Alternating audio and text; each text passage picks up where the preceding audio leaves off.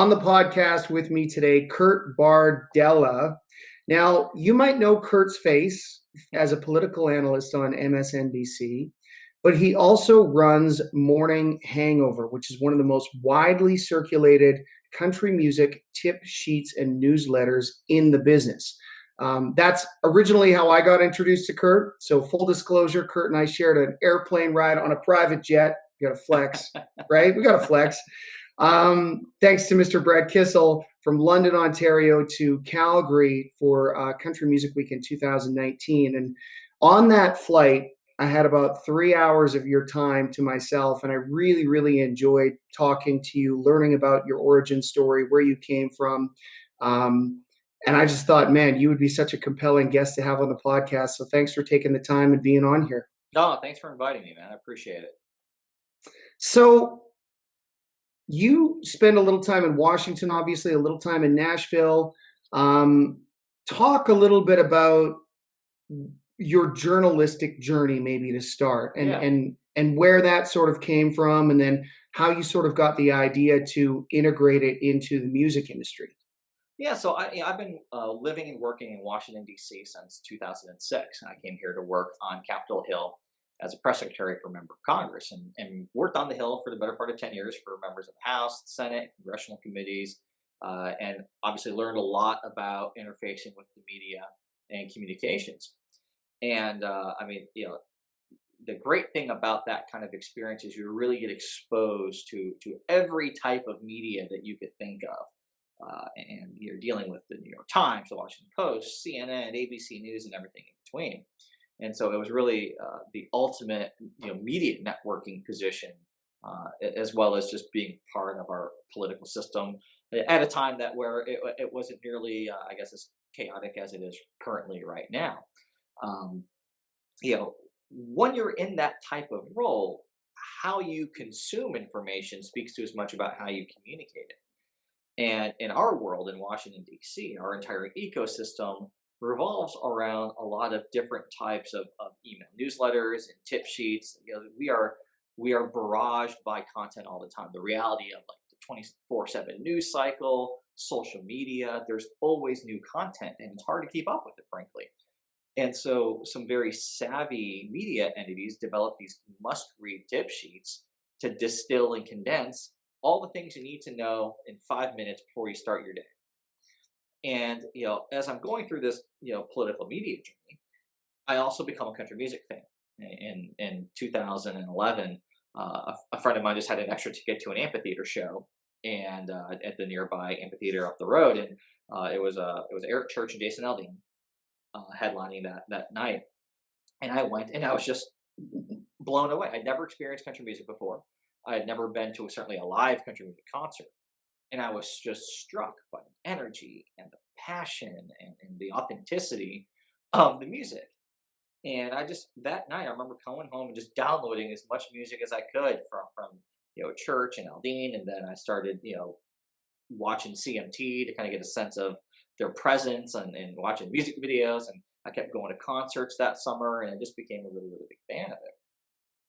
Flash forward a couple of years, I leave Capitol Hill and kind of become more of a media personality, appearing on CNN and ultimately MSNBC, writing columns for entities like USA Today and the Los Angeles Times, and I developed a lot of exposure and a lot of visibility.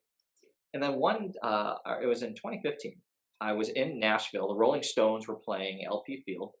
And I remember Brad Paisley actually opened for the Rolling Stones, which was the first time Brad had opened for anybody since like the year 2000. He's since become a big megastar. And I remember being there, and I was a lot of people that I happened to be sitting there work in Nashville, work in the music industry, and I asked them, "Hey, I'm a big fan of country music. What do you guys read to know what's going on? I'd like to read it too."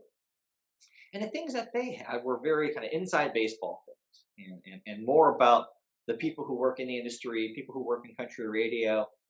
And I get why that's important for them. But as a fan, I don't care about that stuff, right? I just want to know who's put out a music video, who's playing on Kimmel, who's going on tour with who's dropping an album. And so it kind of stuck I with me. think I think that's I just want to stop you for a second. I think that's so interesting because I think that one of the things that is a bit malignant in our business is we get so myopic. And Yeah, I'm sure you see so much of that in the political realm too. And it can happen even in terms of building out a show to take on the road or selection of material. And hmm, sometimes what I'm super grateful for is my ability, thank God, to reconnect with the fan yeah, component of my evaluation mechanism so that I can go, you know what, like maybe I personally don't get this song at 45 years old and a father of, but a 20-year-old country music fan and me when I was 20, I would have loved this. right, Like right, it's getting into that headspace. So it's really interesting that you took that into the media world. And because of your fresh approach coming in from the outside, you were probably able to lend a perspective to it that had just been washed away over so much myopic uh, information hmm. peddling in Nashville over the years.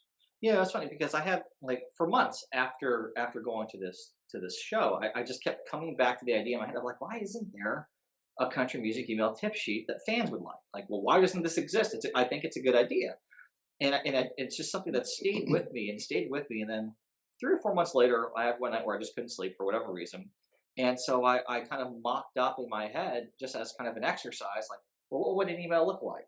I don't know. Let's just kind of fool around and see what kind of content is even out there. Maybe there's not enough content to do an email every day. I have no idea. I'm not in the country music industry. I'm just a fan. And so I further developed this concept of what would become the morning hangover. And one day, I just said, you know what? I think this is a good idea, and I'm going to try this for like a week or two and see what happens. And so I went to LinkedIn and I typed in Sony Music Nashville, Warner Music Nashville, Universal, every label I could figure out, find out who the people were, and then I created this email list of a couple hundred names, just out of the blue. I don't know these people. They don't know me. I'm in Washington D.C. They're in Nashville, and I put out the first edition of the Morning Hangover, and it's not, and I don't put my name on it. I don't put any name on it, and I kind of felt that there's one of two things that will happen here. Number one, people will go, "What the hell is this?" Delete, unsubscribe, goodbye. Or number two, we don't know what this is, but it's pretty good actually. So we'll kind of stay with it and see what happens here. And much to my surprise, overwhelmingly, most people fell in camp number two. And I started seeing the names of the people who were reading my little email, and I saw names like Cindy Mabe, the head of Universal Music Nashville, Scott Borchetta, the head of Big Machine, John Lobo over at what's now BBR BMG, and all of these industry executives. And I'm thinking, man, these people don't have a lot of time.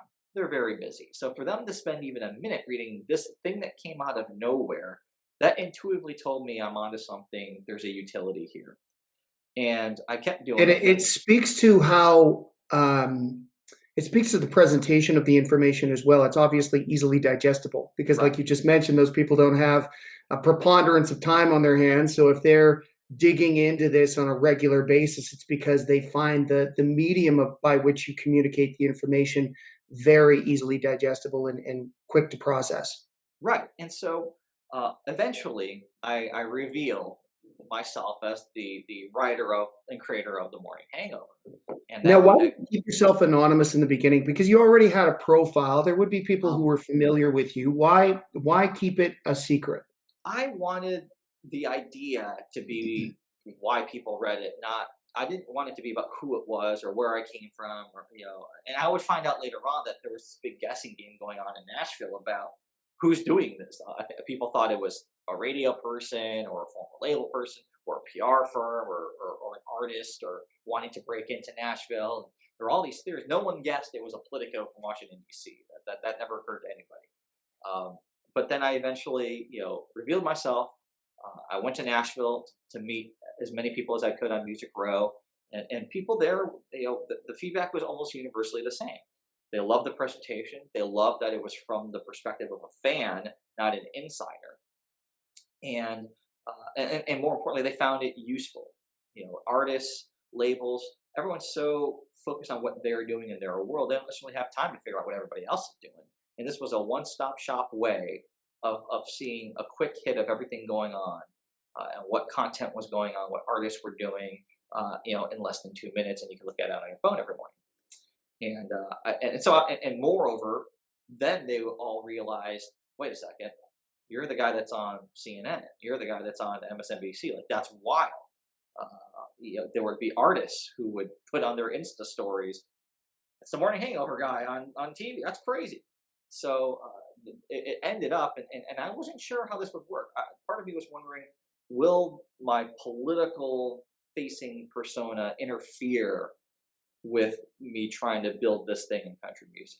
Yeah, see that's what I was curious about because politically, how would you classify yourself? What do you identify as I'm a politically? Democrat. You're a Democrat, yeah, a little more left leaning, liberal, and I would say that the artist community and the industry community in Nashville, um, also, by and large, is in that direction. Would you Hmm. agree? Yeah, and that was a big surprise to me, actually, Jim. I think, like a lot of people outside of the format, just assumed that it was a very conservative, Republican heavy community. And really, what I found, much to my surprise, was that in fact it was quite the opposite. And you know, it was at the very least a very open and willing to have conversations, no matter where you fall on the ideological spectrum. And what I had found was these people were all thirsty for information. They were inviting having these conversations because they don't get to talk to people from my world very often, and certainly not on a regular basis. And so as I started showing up more in Nashville and going to events and participating in conferences and CMA Fest Week or ACM's Week in Vegas or CRS in the winter, um, they gravitated towards having those conversations with me just to find out, like, hey, what's going on? What do you think is happening? Why do you think it's happening? And I would always try to make my conversations with them not about ideology, not about Republican or Democrat, but more about, hey, from my experience and from what I know, like, here's where things are going and why these decisions are being made and these people are saying and doing these various things. I think they found that very interesting. Yeah, you're in a unique position to sort of call balls and strikes, Yeah, right? yeah, exactly. And that's going to be interesting for anybody, right? Especially if they feel like you're coming from somewhat of a non-biased, observational Hmm. perspective, which I found really interesting because I'm by no means I'm a hobbyist when it comes to American politics because it has infiltrated our media so much over the Sure, past sure. 4 or 5 years, right? So it's just interesting to sit and chat with somebody who's part of that scene, and I'm sure a lot of artists felt the same way. But let's get back a little bit to the idea that in the beginning you're like, oh, it's probably a Republican, very conservative city and a scene, um, and it it's interesting in country music because the fan base, I would say, generally is more conservative and Yeah, Republican, but the industry and the artists aren't. Have you noticed that as well? yeah, and I think especially right now, um, there's kind of a tension there, and it almost is. It's like every artist is they're grateful for their fans, and they have a true appreciation for their fans who have helped give them a livelihood and change their life. But on the flip side, there's that tension of I also know that a lot of you believe things that I am inherently opposed to, and it creates an internal conflict. And I've talked to artists who struggle with how do I, on one hand, take your money, but on the other, I am mortified by when I see a fan that has a Confederate flag, I'm repulsed by that. Like, that's not who I am. That's not what I stand for. That's not the vision of our country that I have. Yet you see a lot of that in country. When you go to any tailgate party at any country music venue in America, you're going to see your fair share of Confederate flags. And we were a lot of conversations about this. Really, I think were provoked by the events that happened in this country on January 6th with the siege on our capital here in Washington. And watching it unfold, I was struck by artists who had the observation. These are the same people who come to my shows. These are the same people. If you were to get all of these people, take their phones and look at their playlists on Spotify, you're going to see a lot of country music on there. Um, and I Do think you think it's that I don't disagree necessarily with what you're saying there, but do you think there's a danger in straw manning or conflating the worst of a particular demographic and sort of painting the entire community that way? Because I do think that contributes to divisiveness. And listen, I really believe that in many ways it started with Trump painting the entire Democrat base with the most radical ideas espoused by individuals on the very far left. But we also see that, on the right after everything that's happened. So Sure. it'd be interesting to get your take on that. Like, how do we sort of find the middle ground? Because, yeah, there's going to be crazy people. They've always Right. existed. They're probably not going away. But I don't think those people represent, by and large, the predominant country music fan base. Sure. And I think it depends on where you live. Like, I would wager that the majority of fans who go to shows in Alabama probably would overlap very heavily with people who voted for Donald Trump. I think that if you were to do the same thing with fans in Boston, it'd be very different. Or fans out in California, it would be very different. So it's certainly not a one brush thing. I think it's probably pretty geographical in a lot of ways right now. But it's also, I think at times the community has struggled with this of wanting to have a place artistically that is neutral and a safe place for everybody to come together and be a part of something as a community. It's one of the beautiful things about art Yeah. because And, it sort of erases barriers and borders and and you allows hope us all to sort of unite, and you right? hope that some of the messages and themes of some of the songs that the artists play, and there are so many of them, kind of help penetrate some of those barriers a little bit more. Um, but then sometimes you have uh, situations where it's impossible to ignore. When you have artists who promote conspiracy theories on their social media, when you have an artist who says something that's racially insensitive and gets caught publicly doing so, well, then it's impossible to ignore. You kind of have to take a stand and decide, who are we going to be as a community? Are we going to try to look past it, or are we going to try to have some mechanism of accountability and hopefully a path for reform, acceptance, forgiveness? I think it's all got to be part of the entire conversation. And these aren't easy. I mean, our entire country struggles with this every day. And We more all often, struggle with it on individual levels yeah, because and all of us it's have not. family members or friends who are, on the fringe of certain ideologies, or maybe they've been pushed to the extremes. I mean, I often contend that one of the problems we have with the idea of cancel culture, and let's just pretend it's an idea for now for the sake of Sure. this discussion, is that oftentimes what happens is we block or cancel or push people out of our community, we ostracize them, and then they, because we're tribal, human beings are tribal, they aggregate with other disaffected extreme individuals rather than coming back into our community. And I want to talk a little bit about this path to redemption, this path to forgiveness, and allowing them to reintegrate into our community, learn from whatever it is they did wrong or whatever corrupted belief structure that they once held, and come around to the to a more moderate, different, and in some cases, and I don't mean this to sound condescending, but like an enlightened perspective, Hmm. right? Because, listen, if you grew up around ignorance and racism, and that was all that was indoctrinated into your brain your entire life, um, there's a part of me that has empathy for that person and Yeah. goes like, you know what, you're kind of a victim too. Like, you didn't ask to be born into a family who espoused these things, right? And so, how do we slowly start to bring people back into the conversation, into the discussion, allowing consequences to take root, right, for their actions? I mean, I want to talk a little bit about Morgan Wallen and get your Mhm. take on that because I think that's a perfect example. Um, I think there had to be some action taken, but at what point do we allow him to be welcomed back into the community with a new perspective and a new mindset and a new set of values? Right. Well, I think, and Morgan, when my first reaction when I heard what happened, and I say this as someone who, is a minority in this country who routinely has racial slurs hurled at them after I appear on television by people on social media and whatever. Like, I was very repulsed by his use of the term that he used.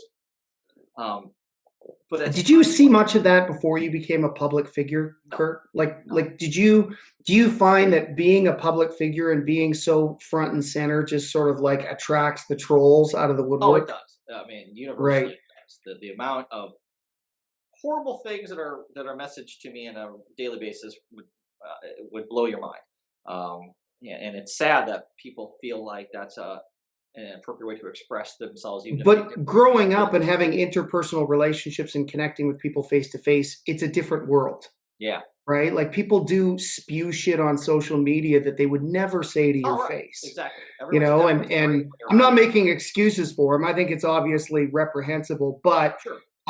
it's always interesting to get someone's take before they were famous, right? Right. And then after, because generally people's lived experiences are somewhat different than what they experience online. Yeah. Yeah. Exactly. Exactly. And and I thought, and I'm with you on this. There is a part of me that feels bad for Morgan, because and I don't know much about how he was raised and the world that he grew up in, or his family dynamic or any of that. But just on a human level, it's like, man, this is a major fall from grace.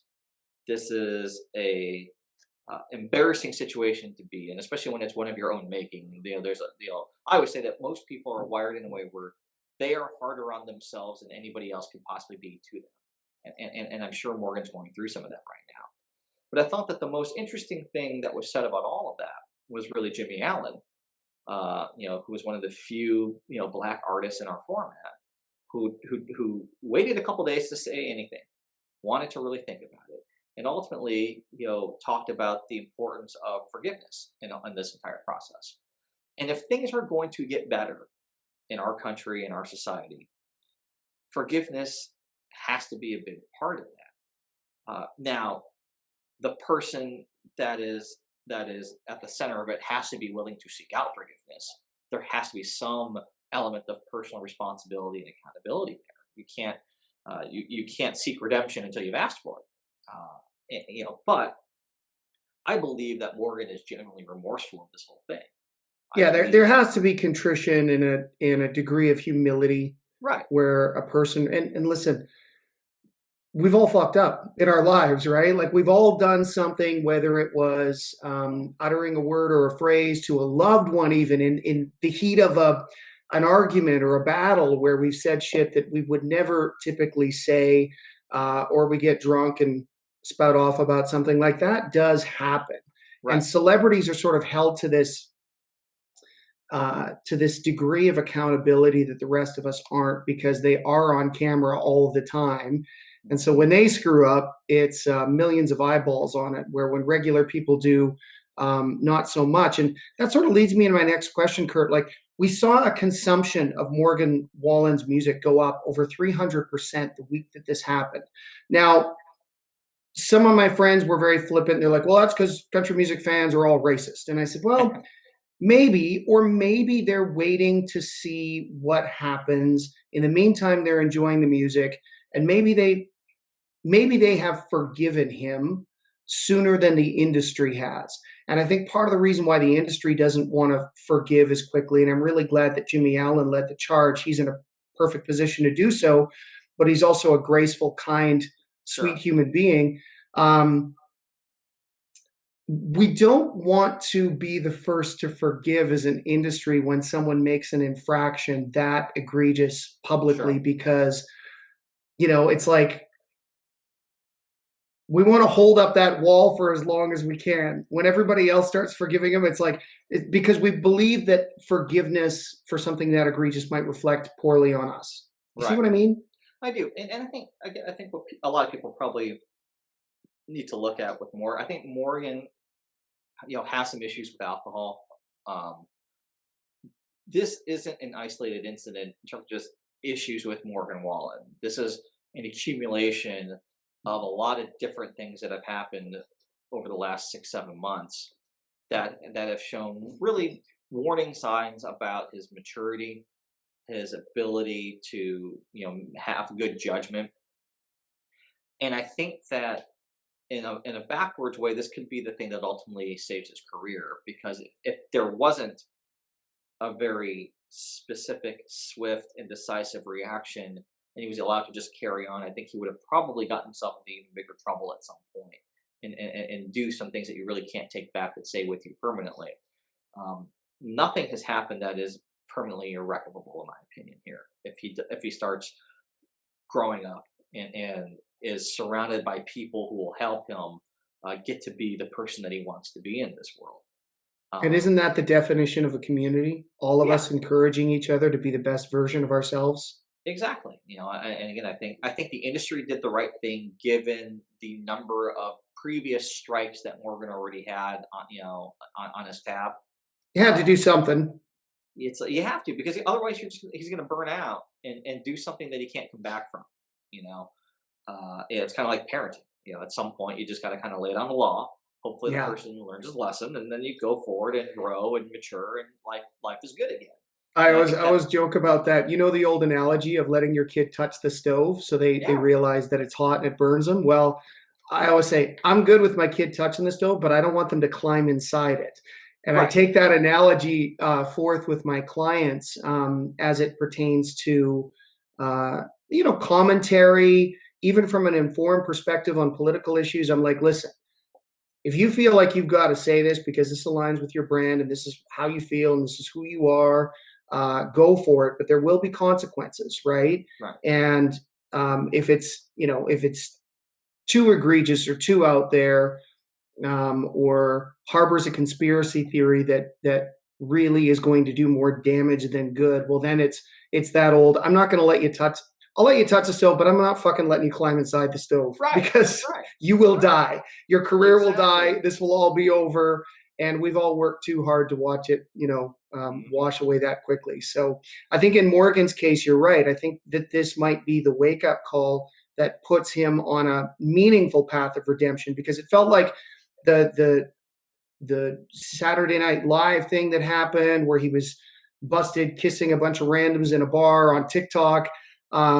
It felt like he made an apology. There was some contrition there, but it wasn't nearly as heartfelt as this was, and it didn't Right, really affect him in the country music community um, right. at And, that and point. and he ended up being able to go back on SNL, and like he got all the benefit ultimately. Hmm.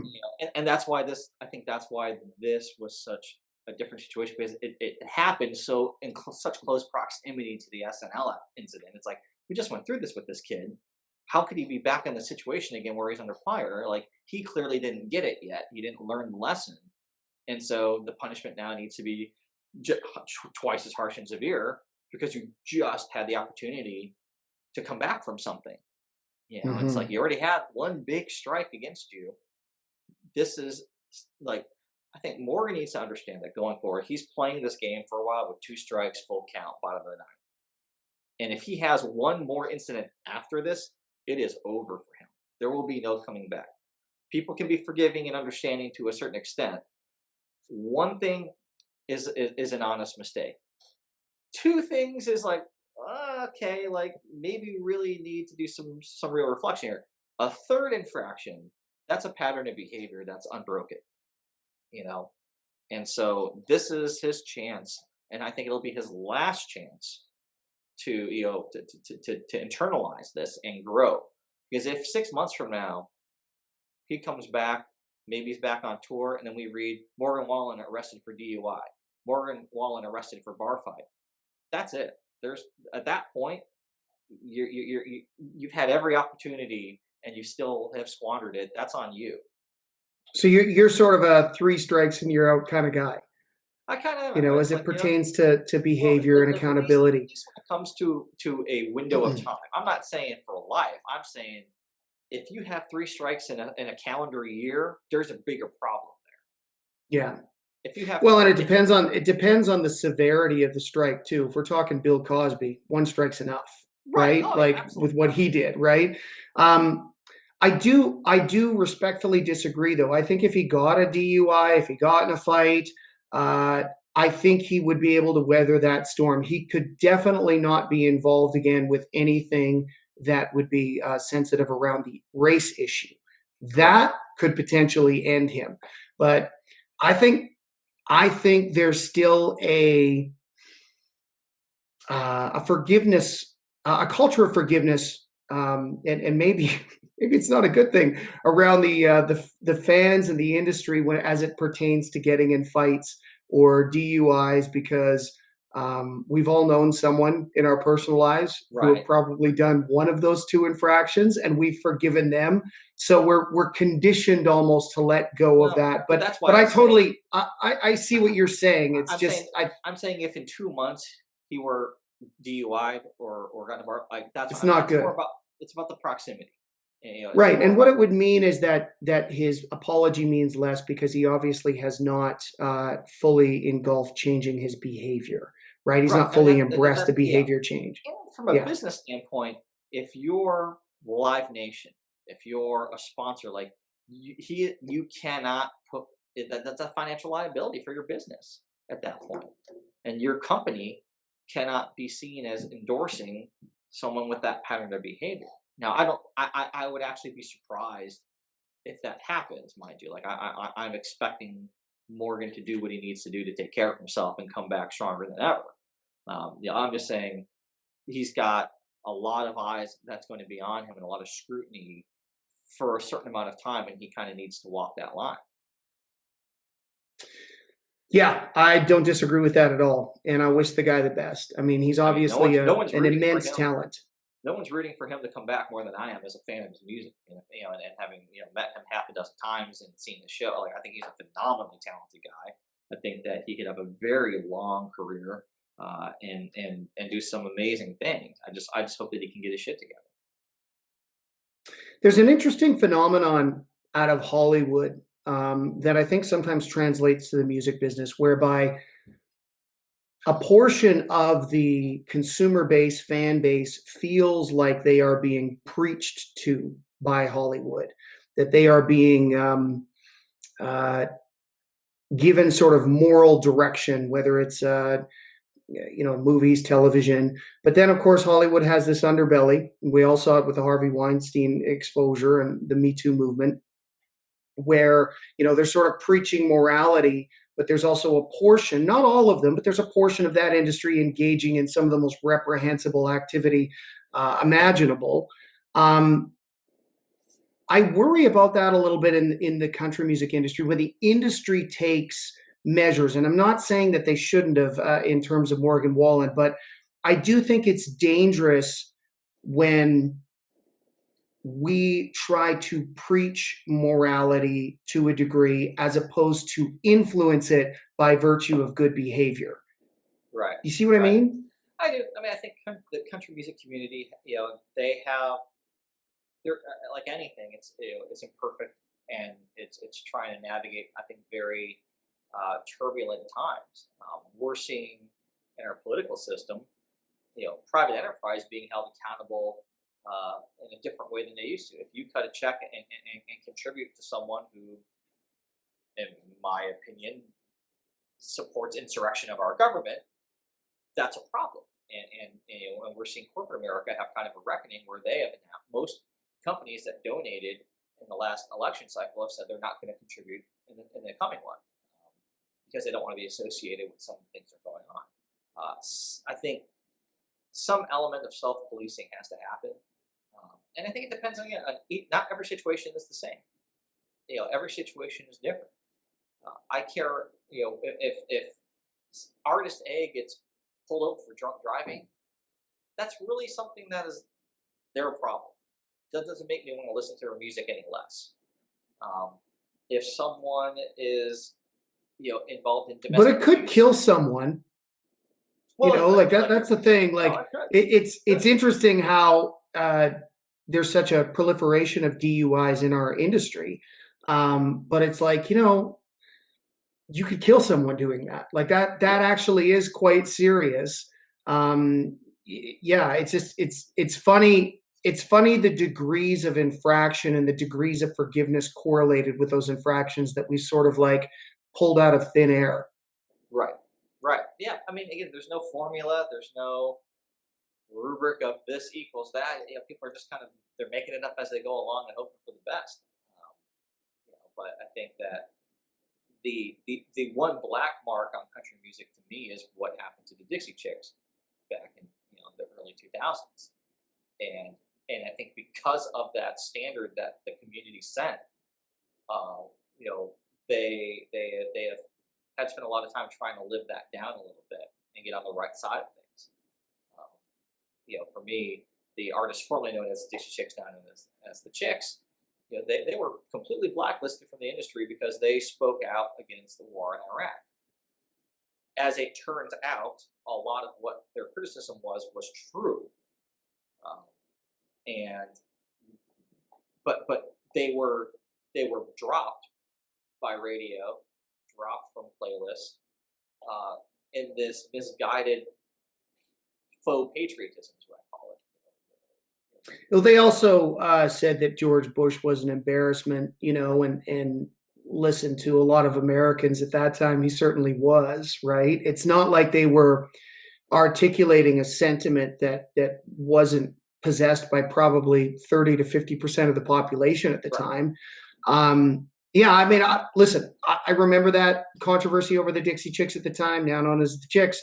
I thought it was bullshit. If you're a free speech, or if you're a country that claims to espouse free speech, then people have the right to not go along with the prevailing sentiment at the time, and that should not be confused with patriotism.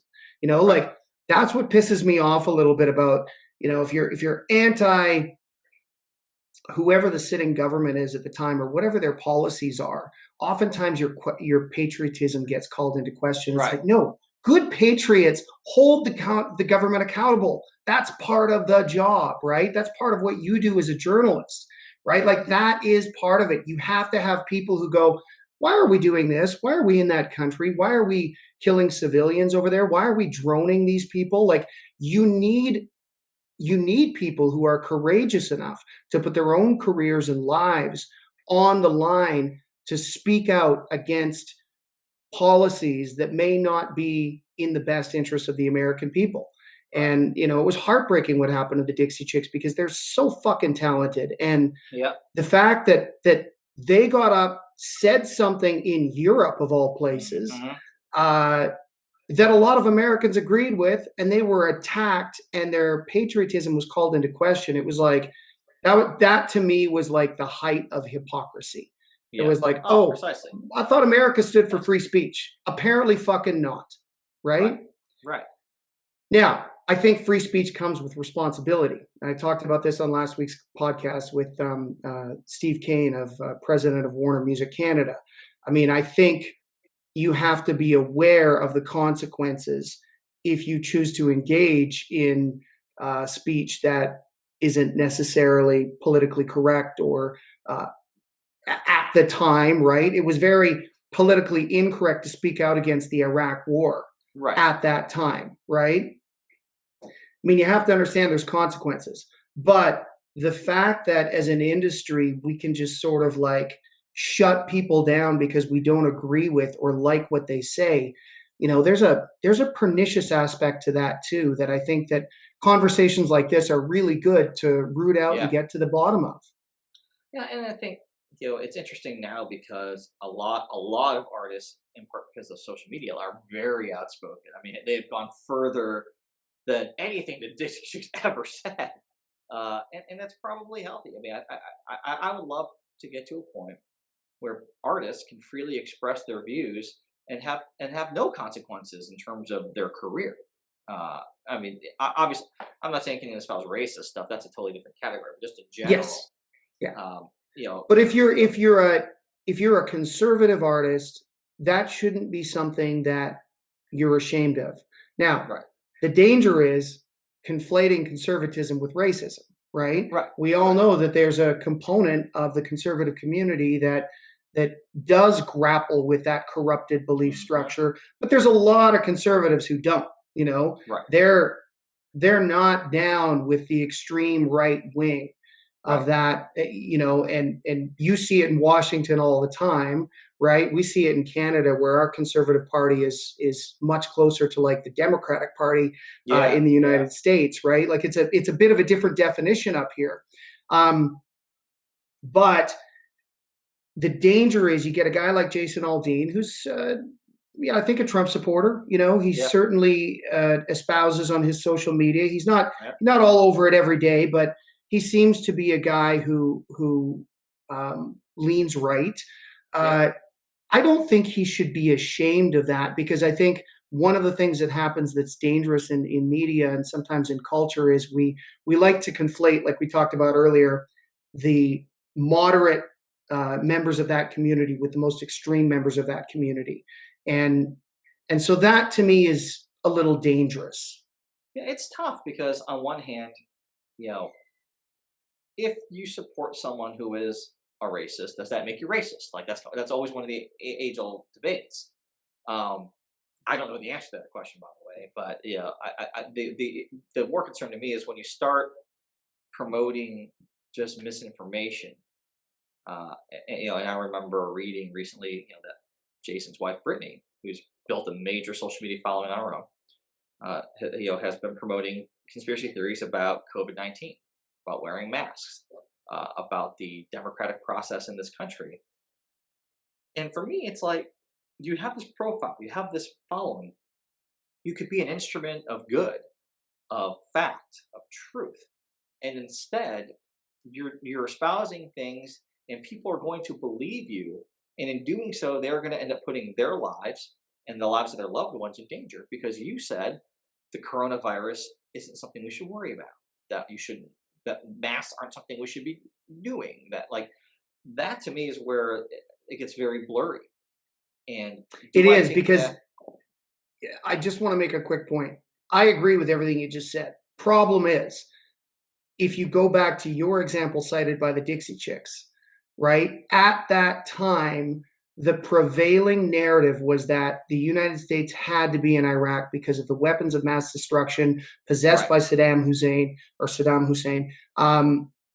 At that time, it was a conspiracy theory to speak out against the Iraq war, Right. right? It was like, so this is where it gets dicey, right? It's Right. like, yes, you should be an instrument for truth, but sometimes we find out 10 years or 15 or 20 years later that what we thought was the truth at the time actually isn't.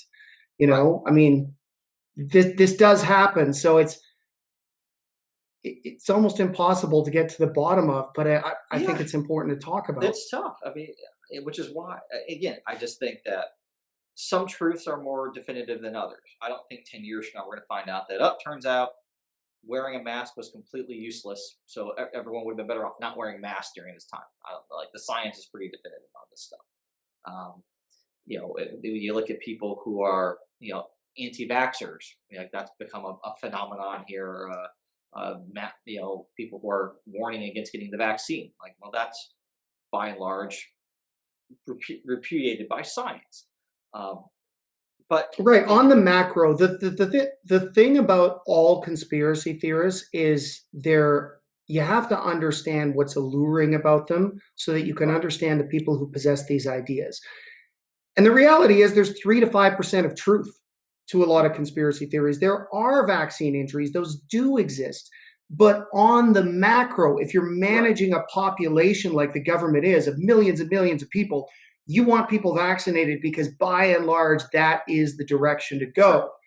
It doesn't mean there aren't going to be individual cases of injury, because people do have different physiologies, and right, our biometrics are different. Um, and that's where I wish there was a little bit more empathy sometimes from the Democratic side or from the left to go, hey, listen, I get why you think this way.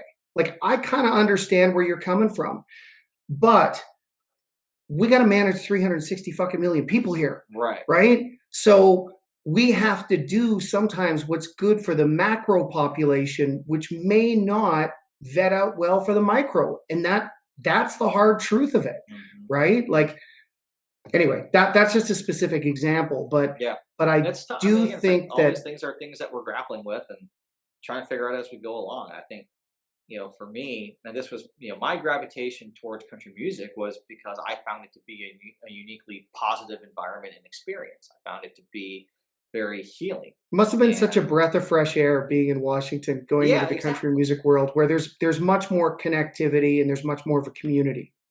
Very much so, and that's been the brightest spot of the last 5 years of my life. Has been that part of my life, and the people that have been able to be a part of that too. And by and large, I have found everybody in the community to be welcoming, inviting, and supportive, and it's a community where you root for one another and you cheer one another on, and that's an incredibly unique, I think, community professionally to end up in, and the most positive experiences that I have had over the last 5 years have by and large been steeped in that community. But it's why the politicization of issues within the community, which can create some divisiveness, which can create long-term resentment, can be so dangerous, Yeah, right? Like I believe everybody deserves to have an opinion. I do long for the days where people didn't really espouse their political views. And listen, it's different when it comes to civil rights and like major movements in history that you wanted to be on the right side of history on because you were fighting for ultimately equality among human beings. That's different. Let's set that aside for a second. sure. But to me, there's a degree of like, I just I love your music, and I'm in Yeah, love with the stories you tell, and I'm in love with how your music makes me feel, and I don't necessarily want that tainted or corrupted by being preached at or told, um, uh, why I should think a certain way in order to enjoy your music. And I think a lot of consumers feel that way, and so I understand where they're coming from. yeah, yeah. It's again, I think some of the challenge of today has been a lot of the artists, a lot of these social issues dovetail directly with uh, their music. I think about just the overall issue of kind of sexism in country music, which has been a problem for a long time. Female artists not being played as much as male artists has been a very big problem. And so a lot of female artists, I think, very rightfully so, speak out about that and support one another, and use their music to try to, you know, communicate with the audience why some of these things are so important to them and why they are speaking out about them. So I want to get your take on that.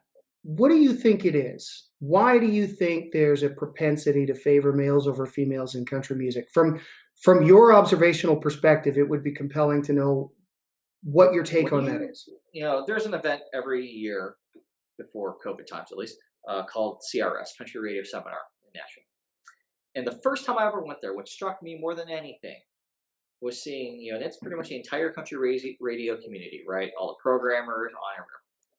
And you look at that room of all these people who control what you listen to on the radio, and it is a sea of predominantly white middle-aged men. I mean, it's like it's not rocket science why certain things are the way that they are because the programmers themselves are predominantly of one demographic. Um, and But is it fair to make the point, which I think you're making, that white males only want to see white males succeed when all of us have sisters, wives, mothers, like I mean, we all know that in many cases our sisters are more clever and more competent than our brothers. yep, No offense to that's for both of sure. mine. I love you both. But um, I'm just wondering if that's a fair hypothesis or Well, I think it is analysis as to because the data why. supports it, right? When you look at the chart on any given week, you look at the top 30 artists that are on the chart, maybe four are women, and that's how it's been forever. But So could it be something else? Like I did some research on this a while ago here in Canada because it became a hot button issue, and I found out that between all the major digital streaming platforms, all the DSPs, only 12% of the country music service to those DSPs were vocalized by females. So I've used this analogy before. It's a little bit like if you've got a race and there's 100 entrants in that race and 90 are men and 10 are women. If the top 10 finishers are 9 men and one woman, is that a sexist race? So I mean, I see the correlation you're making. I'm not saying it's wrong. It could be right for all I know.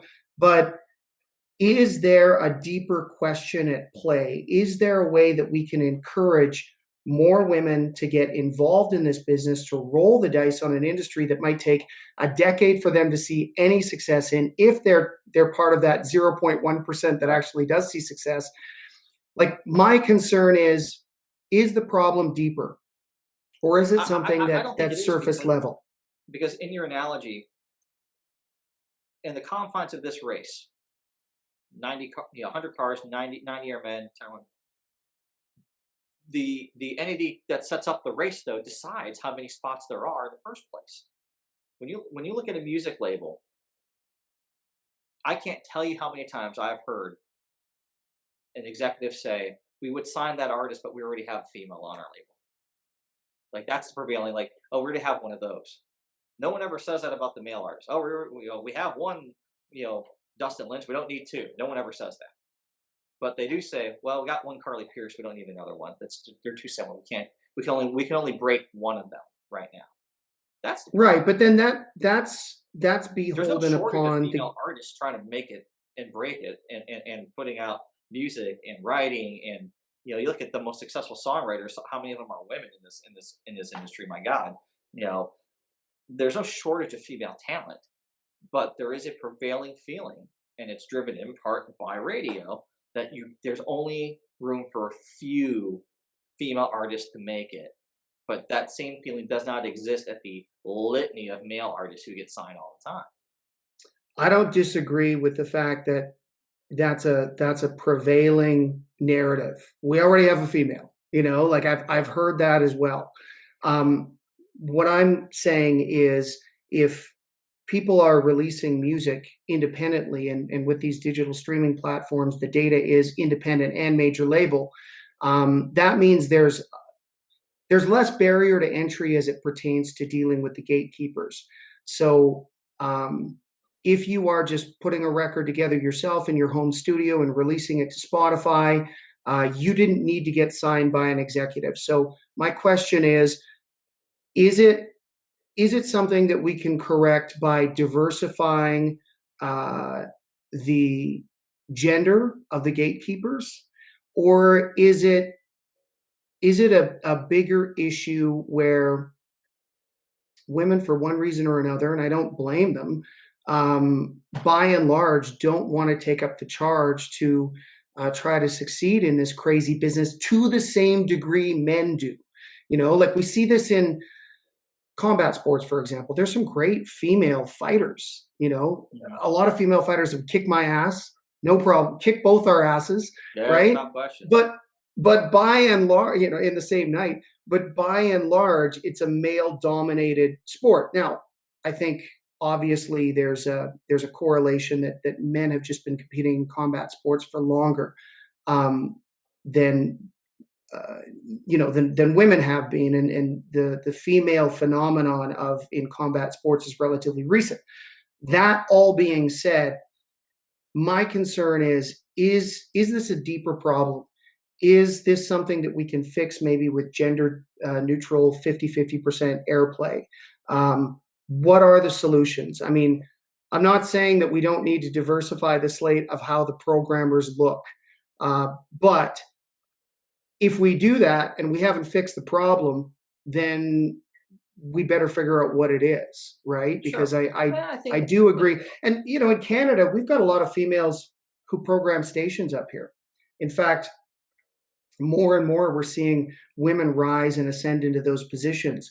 And so when I have these questions with them, it's not like they're in a position necessarily to upend the entire system, although some of them are doing their best to try and rally for 50-50 gender neutral airplay. Um, anyway, I think it's a complex problem. Yeah, I mean, I think it's the same problem that by and large our society has been grappling with for a long time. And what we have found is overwhelmingly so, when you have diverse representation, you get better results because all point of views are at the decision making table. And I'm not saying that's the be all end all, but it has to start with everyone having an equal seat at the table of decision making.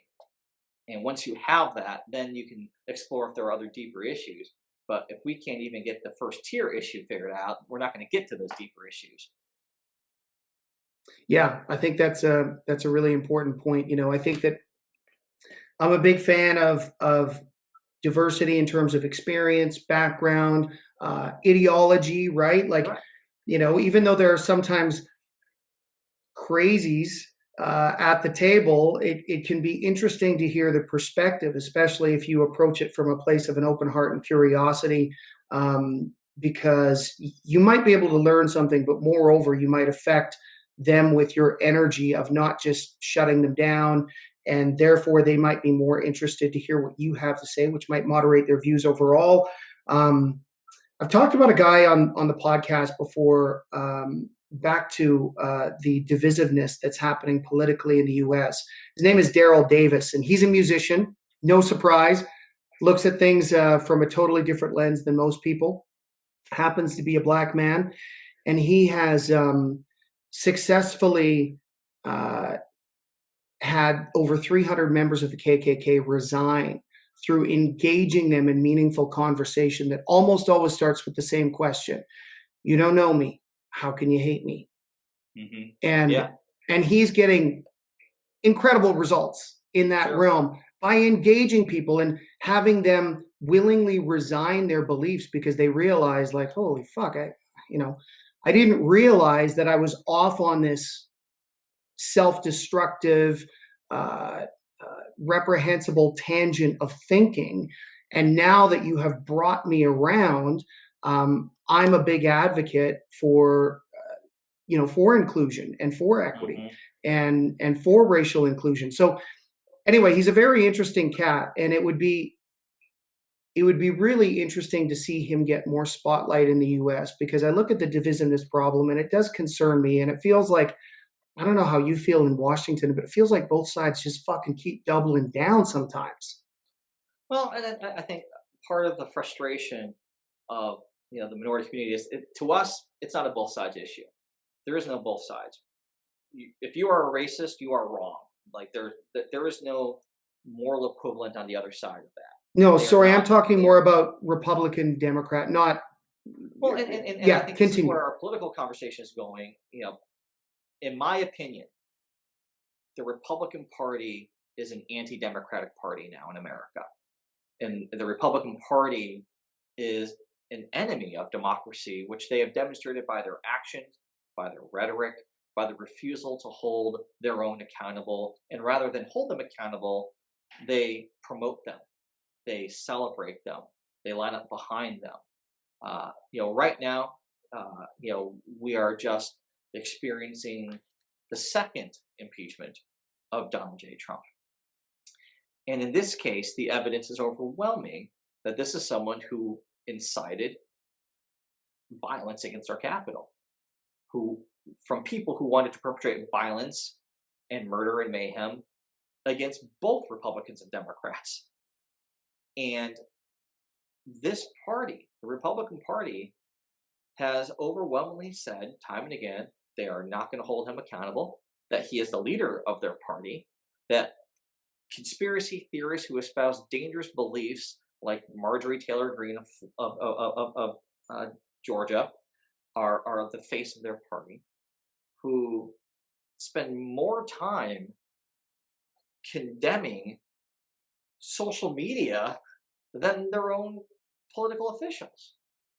And once you cross the Rubicon of not even acknowledging an election that happened, not even being willing to validate the peaceful transition of power, of actually voting to undermine the will of the people, and particularly the votes made by people of color, like you are in a universe all to yourselves.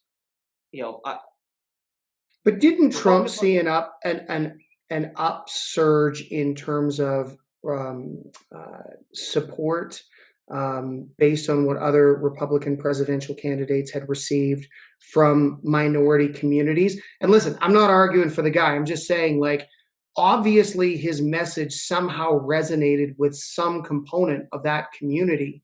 And in that, is there hope to reach more moderate members of the Republicans and get them more on side with a more moderate way of thinking? Like, I would I say no, guess if because I there's no such thing as moderate wing Republican Party anymore.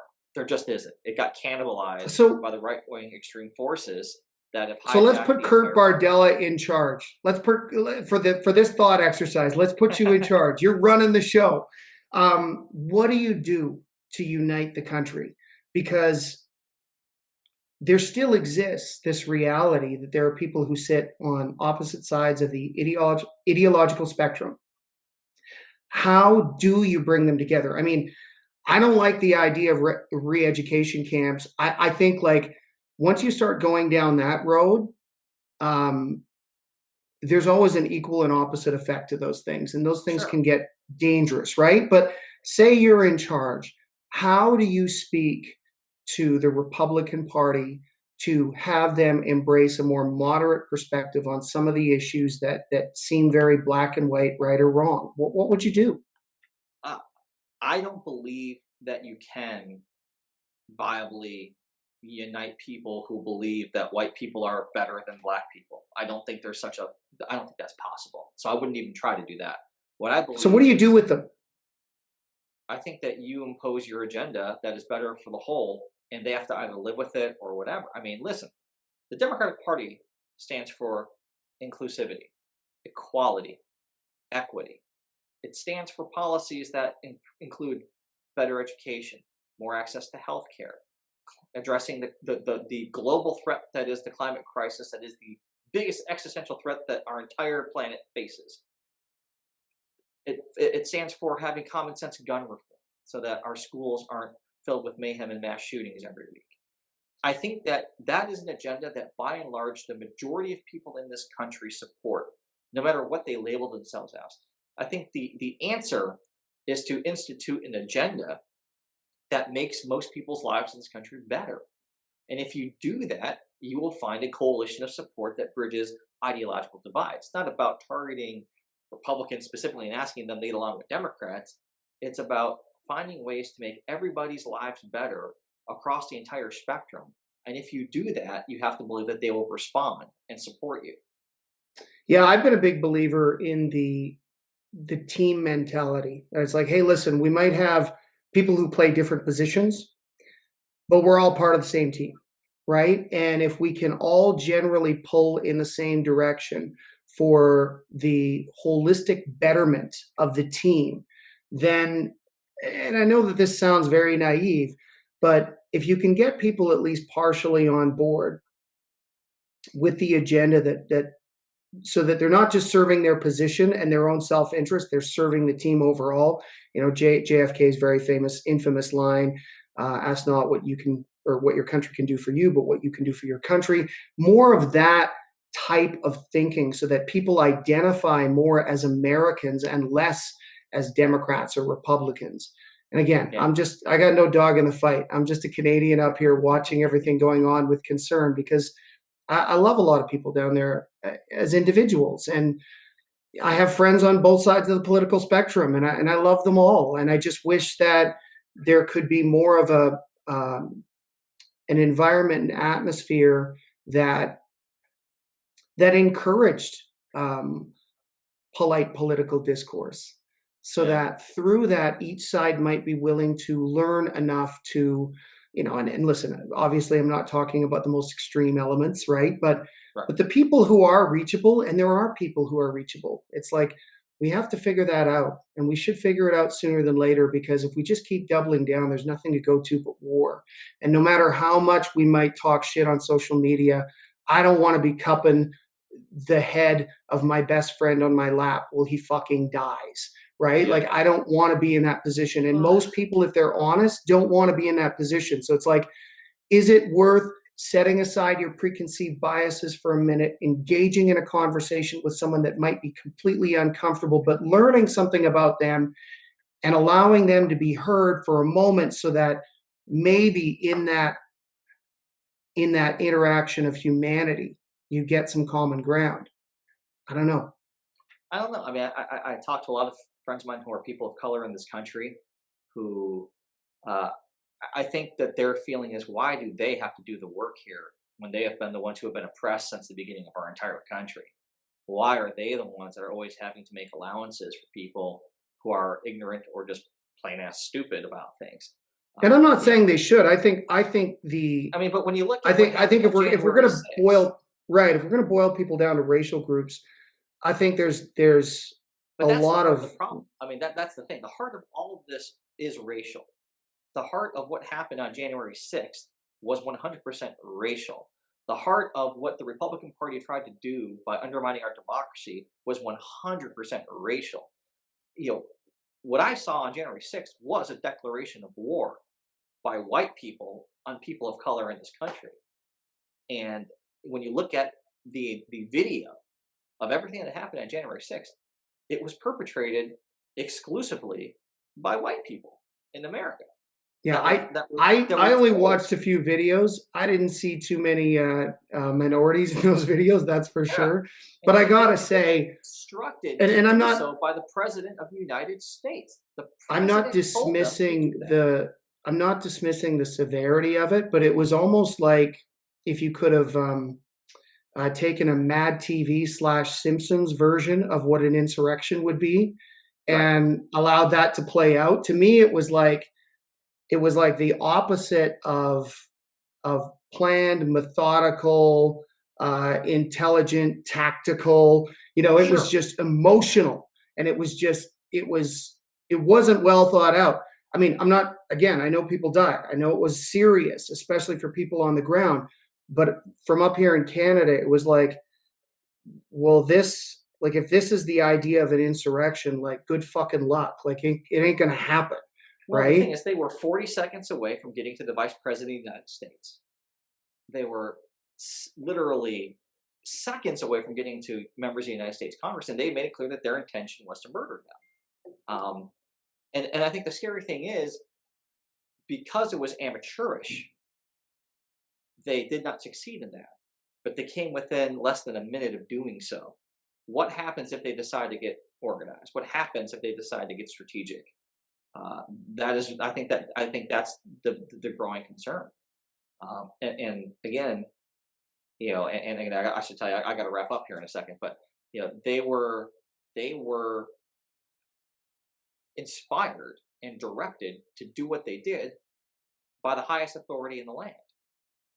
And when you've crossed that threshold, uh, you know, I don't know how you go back. I don't know how you know. Sometimes there's going to be conflict where there has to be an absolute winner and an absolute loser, and this is kind of one of those Kurt, I love your insight. I could talk to times. you all day. I know you got to go, but like this is why we can have a compelling conversation for 3 hours, and I can learn a lot from you and appreciate where you're coming from. And I'm hoping and praying that there's some sort of uh, prevailing low resolution aspect of unity that comes back to the U.S., where everybody's pulling in the same direction to a degree, even if some are pulling more than others. You know, Yeah. and really grateful for what you do for country music, how you shine the spotlight on artists who are on their way up and could use some help. And you've done an amazing job with the Morning Hangover, and I'll continue to watch you on TV and listen to all your political musings. And thanks for taking the time today, man. I appreciate it. Well, I look forward to hopefully getting back up there when things open up again. And I think one of my favorite experiences in my country music journey was getting to experience the Canadian country music community firsthand, up close, and all the amazing talents. From people like obviously our friend Brett Kissel, to just Mackenzie Porter and To Neil the Towns, Hunter Megan brothers. Patrick. Yeah, totally. Yeah, I was so just blown away by the talent that is there, and it's something that I try to incorporate into my tip sheet here of always keeping up with the Canadian artists, and and trying to cross promote that exposure, because it was an incredibly enriching experience, and I can't wait to go back up there. Brother, when the border opens up, you are welcome anytime. It's good to see your face. Thanks again for doing this. You too, bud. Okay, take care.